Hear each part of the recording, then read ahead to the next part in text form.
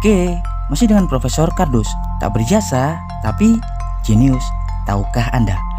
Energi terbesar yang saat ini kita nikmati secara gratis adalah matahari, di mana sang surya selalu setia menyinari dunia dari waktu ke waktu, tak pernah lelah. Karena itulah matahari kita dianggap sebagai sumber energi keabadian. Bahkan dalam mitologi kuno peradaban awal bumi, dewa matahari adalah tingkat dewa yang tertinggi yang biasa dianalogikan sebagai keabadian. Meski faktanya matahari juga bisa mati ketika reaksi fusinya terhenti dan menjadi katai putih sebelum mengalami keruntuhan gravitasi hingga kemudian akan meledak dahsyat dalam ledakan supernova. Ya, hal itu adalah gambaran bahwa selain Tuhan tak ada yang abadi di alam semesta ini. Tapi meski begitu, tak bisa kita pungkiri bahwa energi fusi plasma matahari yang stabil adalah mahakarya Tuhan yang menakjubkan. Bagaimana tidak? Karena matahari kita tak ubahnya seperti bola plasma merah yang terus menyala dengan densitas dan energi yang terus membara. Dan pastinya itu adalah energi yang paling melimpah di tata surya kita. Dan karena itulah hingga kini seluruh lembaga riset dunia bersama para ilmuwan mereka sedang berlomba mencari metode yang tepat untuk dapat menciptakan sebuah bola plasma fusi matahari buatan yang bisa dikendalikan tentunya dalam sebuah perangkat reaktor yang disebut dengan tokamak, sebuah perangkat kurungan magnetik yang dapat menghasilkan medan magnet kuat untuk mengurung plasma helium yang suhunya bisa mencapai hingga 150 juta derajat Celcius.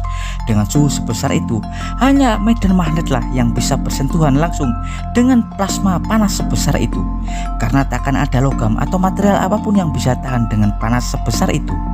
Ya, pengembangan proyek Artificial Sun sebenarnya sudah dicandangkan sejak era tahun 1950-an ketika seorang fisikawan Uni Soviet, yakni Igor Yevgenyevich Tamm dan Andrei Sakharov mendapatkan ide untuk menciptakan plasma helium super panas pada sebuah perangkat kurungan magnetik, di mana nantinya plasma panas itu akan dihasilkan dari penggabungan dua isotop hidrogen, yakni tritium dan deuterium, sehingga bisa mencapai keadaan fusi atau fusion ketika kedua isotop bergabung membentuk ikatan suhu super tinggi hingga membentuk plasma helium di suhu minimal 7 juta Kelvin atau 6,9 juta derajat Celcius. Dalam suhu tersebut, kinerja plasma panas akan setara plasma matahari, bahkan melebihinya. Diketahui beberapa lembaga penelitian di berbagai negara pada dekade terakhir ini juga telah mengklaim bahwa mereka juga telah sukses membentuk plasma panas helium dalam reaktor tokamak di negara mereka masing-masing, seperti halnya Cina. Pada Mei 2021 lalu diketahui Cina memecahkan rekor pembentukan plasma helium dalam reaktor tokamak sebesar 216 juta derajat Fahrenheit atau sekitar 120 juta derajat Celcius, yakni 5 kali lipat lebih panas daripada inti matahari itu sendiri, dan dapat mempertahankan kestabilannya hingga 17 menit sebelum kemudian menghilang. Ya, dan faktanya hingga kini meski negara-negara maju telah berhasil menghasilkan proses fusi penggabungan isotop tritium dan deuterium dalam reaktor tokamak hingga menghasilkan suhu 5 kali lebih panas dari inti matahari, tapi tetap saja reaksi fusi yang mereka ciptakan tidak mampu menopang energinya sendiri hingga kemudian menghilang begitu saja dalam ketidakstabilan. Disinilah para ilmuwan di seluruh dunia ditantang berkreasi untuk mengeksplor lebih dalam kemampuan imajinasi dan intuisi mereka untuk mendapatkan formula dan metode yang pas agar plasma fusi mandiri dapat dipertahankan dalam reaktor tokamak dan mencapai stabilitas yang sama seperti pada reaktor fusi mandiri matahari asli. Karena seandainya plasma fusi mandiri tersebut bisa tercipta, hal itu merupakan terobosan yang sangat besar karena energi plasma fusi Artificial Sun sangatlah besar, hingga ratusan juta derajat Celcius, jauh lebih besar dari panas reaksi fisi nuklir atau panas bahan bakar fosil manapun. Dan tentunya Artificial Sun akan jauh lebih murah tanpa adanya emisi karena bahan tritium dan deuterium sangat melimpah di lautan kita. Tapi yang jadi masalah Untuk menstabilkan plasma matahari buatan dalam reaktor tokamak, plasma matahari yang terbentuk harus memiliki density atau massa yang tepat agar proses fusinya bisa stabil dan terus berjalan.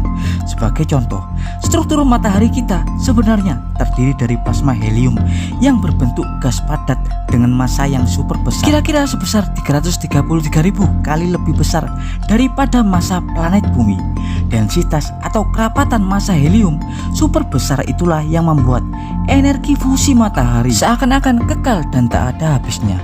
Dan yang jadi masalah utama, plasma helium di dalam reaktor tokamak meski bersuhu lebih panas daripada matahari, plasma yang tercipta tak memiliki density atau kerapatan yang cukup untuk menghasilkan energi mandiri. Deuterium dan tritium yang terionisasi dalam fusi yang terbentuk hanya merupakan plasma ringan yang sangat rentan dan mudah menghilang. Jalan satu-satunya untuk menambahkan massa dengan memasukkan bahan bakar tritium dan deuterium yang lebih besar. Tapi masalahnya, konduktor kurungan magnetik tokamak hanya mampu mengurung deuterium dan tritium yang terionisasi, tidak dengan emisi neutron yang notabene tidak memiliki muatan listrik atau tidak merespon medan listrik karena neutron bermuatan netral. Emisi neutron inilah yang kerap merusak sistem konduktor atau medan magnet dalam tokamak. Jadi intinya, hingga kini para ilmuwan sulit untuk mendapatkan density atau kerapatan massa helium pada plasma artificial sun, karena seandainya kita memaksakan untuk mendapatkan massa plasma yang lebih besar, itu pun akan berdampak pada kerusakan reaktor tokamak itu sendiri. Karena semakin besar massa plasma yang tercipta, maka akan menghasilkan emisi neutron yang besar pula, di mana neutron sendiri bermuatan netral dan tak terpengaruh kurungan magnetik. Kelimpahan neutron berlebih akan menghancurkan struktur reaktor. Ya, dan demikian adalah informasi singkat dari Profesor Kardus tentang masalah utama pengembangan artificial sun atau matahari buatan. Ya, Profesor Kardus dari reaktor tokamak Korea Selatan mengabarkan.